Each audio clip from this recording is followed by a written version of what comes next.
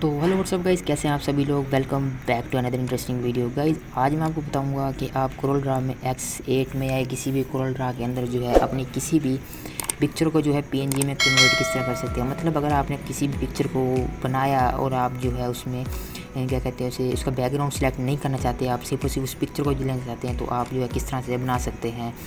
फर्ज किया गाइज़,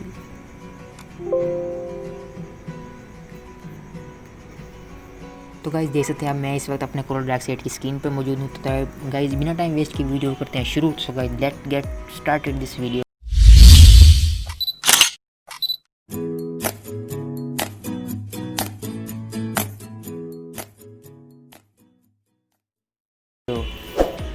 तो गाइज़ अगर फर्स्ट के देख सकते हैं, ये मैंने एक CDR फाइल बनाई हुई है, मेरे पास कोरल ड्रा में मौजूद है। तो मैं अगर इसको सेव करना चाहता हूँ, तो अगर फर्स्ट के मैं इस पर क्लिक करता हूँ तो हमारे पास ये बैकग्राउंड भी जो है शो होगा।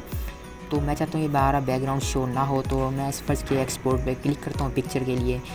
अभी मेरे पास PNG पिक्चर है, इसका मैं नाम दे देता हूँ कोई भी, देख सकते हैं 9 नाम दे दिया मैंने इसको, अहमद ग्राफिक्स लोगो, ठीक है। इसको अगर मैं सेव करता हूँ तो एक्सपोर्ट करता हूँ, तो आप देख सकते हैं इसका बैकग्राउंड जो हमारे पास ट्रांसपेरेंट आ रहा है।